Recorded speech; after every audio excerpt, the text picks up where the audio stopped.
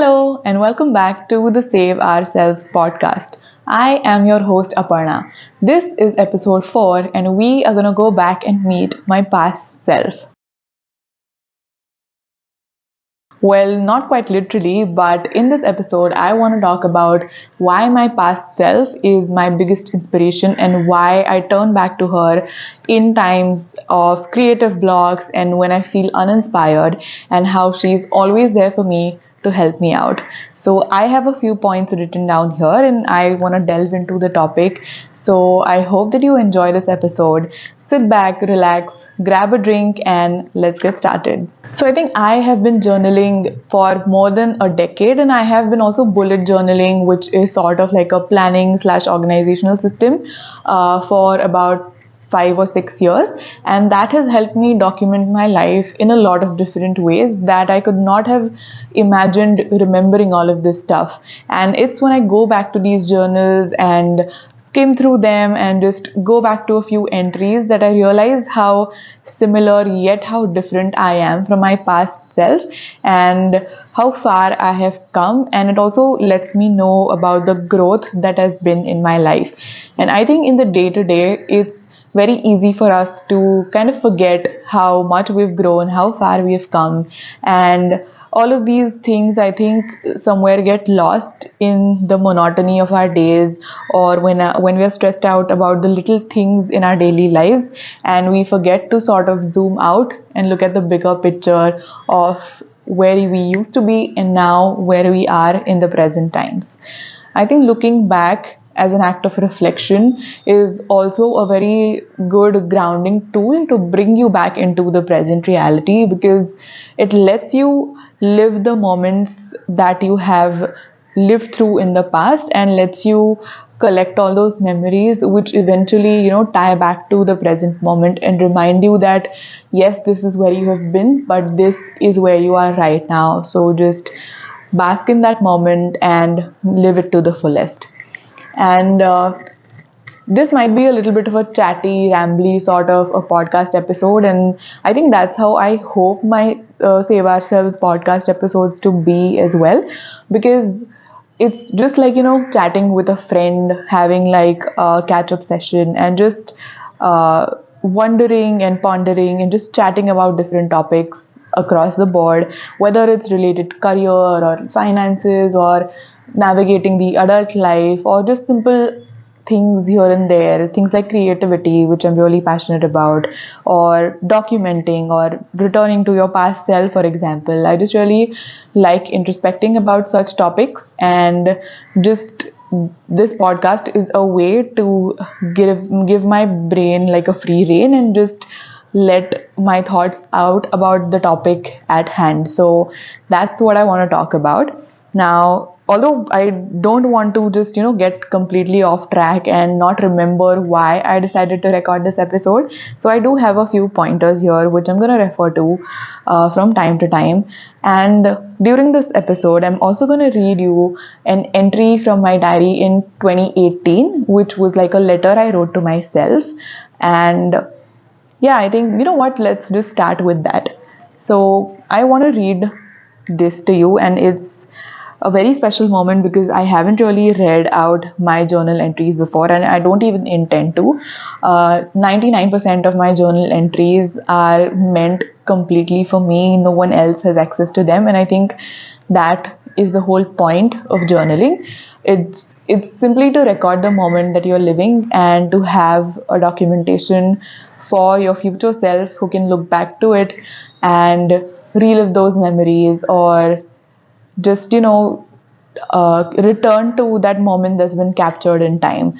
And in the present moments, it's of course also a way to just let it all out. It's an outlet, and just vent to no one in particular, to maybe yourself, or to just untangle your thoughts onto paper.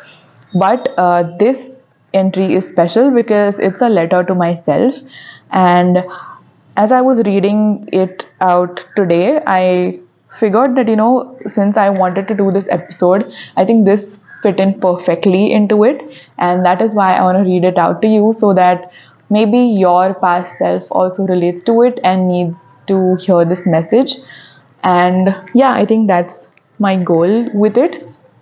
So let me read out that entry and then I'll get into explaining like why I wanted to include it in the episode and how it relates to the overall looking at your past self topic in general. A letter to myself. This is dated 18th March 2018. Dear Aparna, life is going great right now, and I hope you turn to this letter whenever you need that reassurance. Last year has been tough emotionally. It's been great, no doubt, but tough as well. It has changed you a lot. While it has matured you to a great extent and given you some positive side effects, it has also had a lasting negative impact. So often you find yourself in pessimism, self loathing, and self pity. Your problems of loneliness, anxiety, and work stress have continued to persist only because of that. It has also conditioned you to become more irritable and get affected by negativity easily. The purpose of this letter is a wake up call. It is to make you realize how you actually are as a person. The Aparna that I know is a very happy go lucky, positive person who laughs a lot, is thoroughly self motivated, and takes efforts to make people happy. She accepts people and has an earnest, genuine concern for their betterment. As much as she likes people and their company, she equally enjoys being alone. Reading good books, listening to and practicing music, writing in her diary, sketching, looking out the window, appreciating the sky, appreciating nature is how she finds peace and rejuvenates herself. She has the most genuine intentions about work, and even though she's not very talented, she gives it her best shot. Whenever she is faced with problems, she doesn't spend too much time grieving or complaining. She takes her time, works through it, and resurfaces. She does not indulge in self pity. She is very grateful for everyone she has in her life. She is unaffected by how cool her social life is. She may have a few friends, but the ones she has are very dear to her and she loves them unconditionally. The world is sometimes a bitter place, and she tries to see the good in everyone. She has a clear image of self and does not waste time feeling sorry for herself. She knows that everybody is different and so she doesn't compare negatively. She does not let superficial things affect her deeply. She is aware that life is not a joyous ride and tough times are inevitable. She cries when she is unhappy and then finds the strength in her to get over it. She likes to let go of things she cannot control. She believes that accepting and letting go is a brave act and wants to practice it as best as she can. She is emotionally attached to people and things but is not dependent on them. She is her own person and is confident about herself. She is very comfortable in her own skin. She is always internally motivated. She has a genuine concern for the well being of this world and is always down for taking efforts towards it. She believes in doing her part. She knows that expectations lead to disappointments, so she does not keep any. She believes in doing everything she would do for the people she wants to, and not because she wants something back. To give is what matters to her. After her part is done, she is not in control anymore and she accepts that. She is brave and courageous. She is kind and generous. She is caring and sensitive. She is passionate and ambitious. She is optimistic and cheerful. She is the Aparna I know, and you and I must reach back to her as soon as we can. Because she misses the present. She wants to be brought back to life again. I hope you will bring her back. Be happy. Love, Aparna. So, this was an entry from 6 years ago when I was a 20-year-old kid in college who was pretty unsure of her life and was sort of having a tough year at college, as everyone does. And of course, I was still navigating my career, which hadn't even started yet, my friendships, and just everything in general. Adulting was pretty new to me, and I hadn't even gotten like a real taste of it. Now, 6 years down the line, life looks pretty different. I feel much more settled and secure. And this is only in terms of like myself and not even related to the circumstances. What my life looks like today could be very different from what it'll be tomorrow. So I don't even want to get into the nitty-gritties of like how my career is and if I'm flourishing in it or if I'm successful yet or not and all of that, or how many friends do I have, or what's my situation like, and all of these things I don't even want to get into. But just in terms of my own sense of self, I feel like even though there is a lot of my essence still continued from the person who has written this letter and is still there in me today, there are also a lot of insecurities and bitterness like entrenched in this letter, which I'm so happy that is no longer there with my 26-year-old current self. I think back then I was dealing with a lot of college related anxiety where I was pretty burnt out all the time due to a very hectic load in college, and I felt very isolated and lonely at times.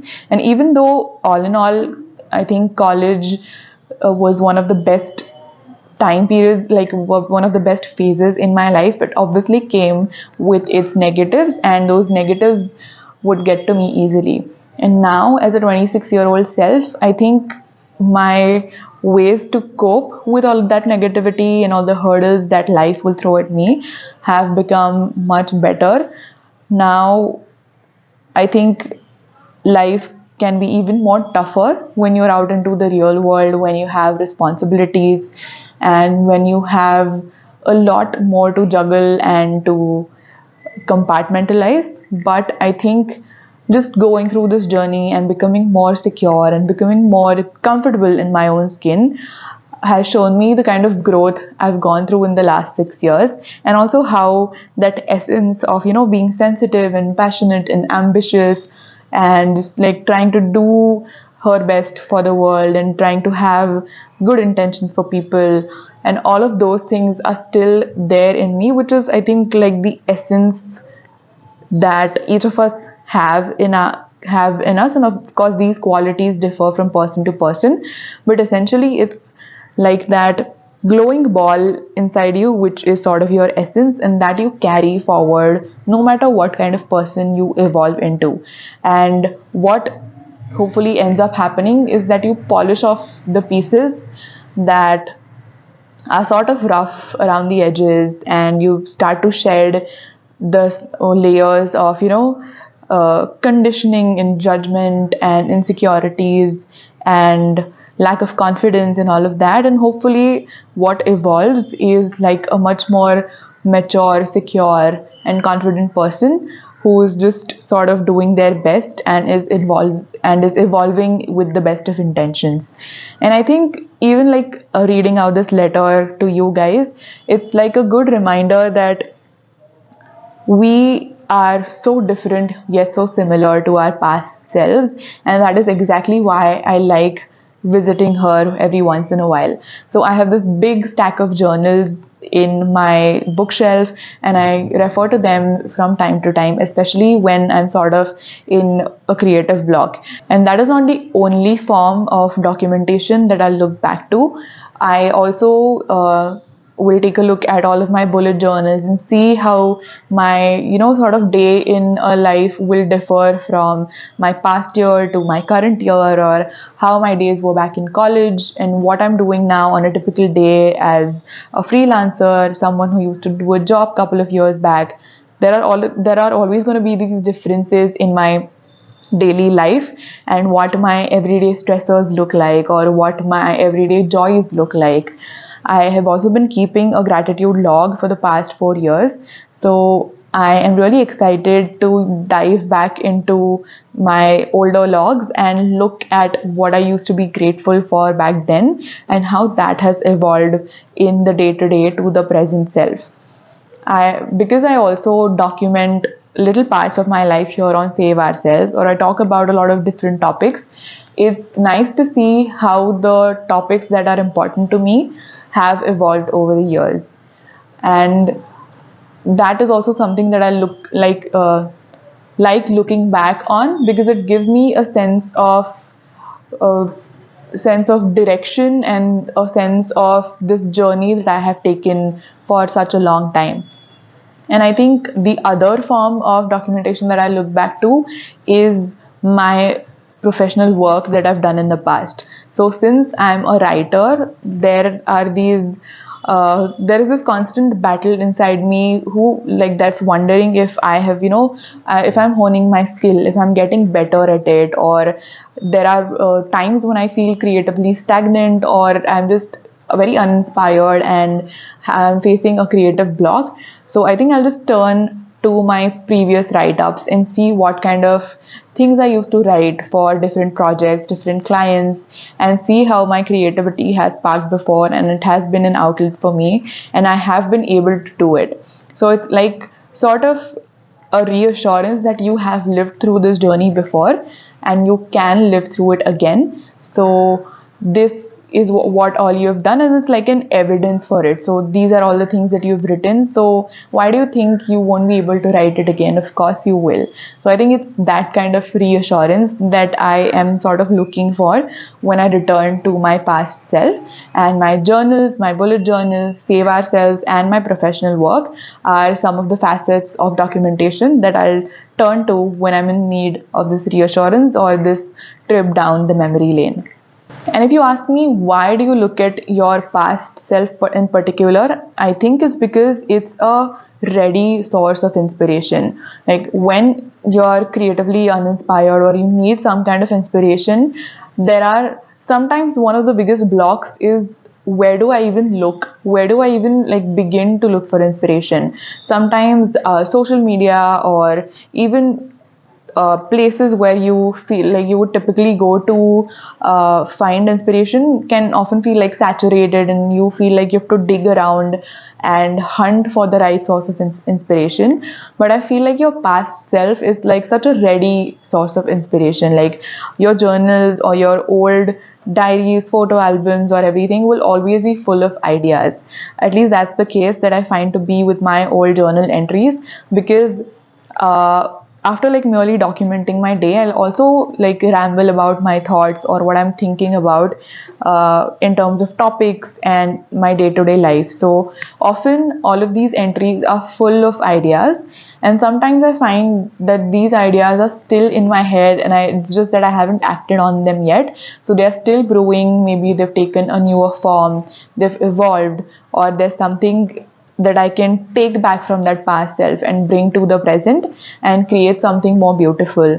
Maybe there's a part missing in my current idea that I find in my old journal entries, and it sort of completes the jigsaw puzzle.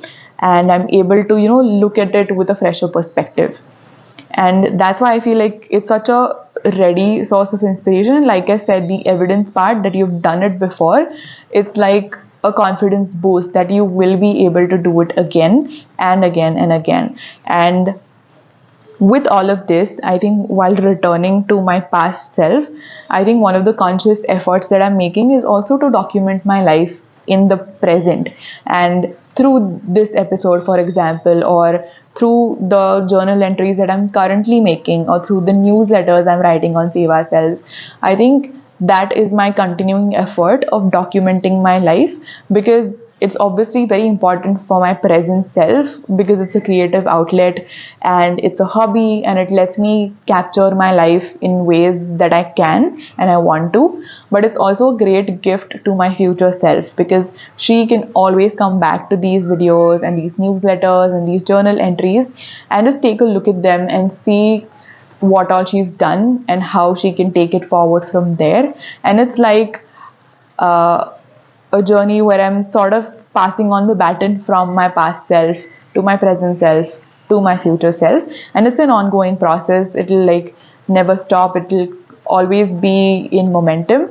And I think that's my aim with sort of documenting my life. And speaking about that, I think I do want to make a separate YouTube video about like why you should document your life and how you can do it without like feeling overwhelmed. I've already done one on like why you should document, so I'll insert it in the cards on the YouTube channel.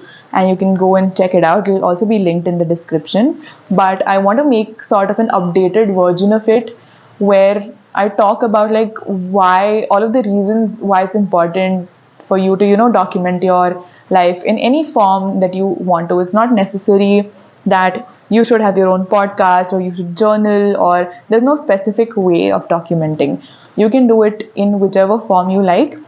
And yeah, I don't want to waste all of those thoughts in the podcast itself. I'll make sure to reserve those for that separate video, which can hopefully come up in a week or two, the next upload, hopefully. So stay tuned for that. And I think, yeah, I think that's all I wanted to talk about in this video of like how, the the ball of fire that I was talking about, which is your essence, is like what guides you to your north star, and that's like who you've been on the inside. I think does not change. Who you are, the outer layers of the onion, I think those keep on like forming, shedding, reforming, and evolving. And that's like the that's like the layer that interfaces with the world, and that's why it keeps needs to keep on evolving. But inside, I think there is this core which directs you to your like north star and your ultimate vision and your dream, like whatever you want to do. And I think that essence, which is very pure and innocent in nature, I think that doesn't really change. And yeah, I think that's all that I had to say about returning to my past self.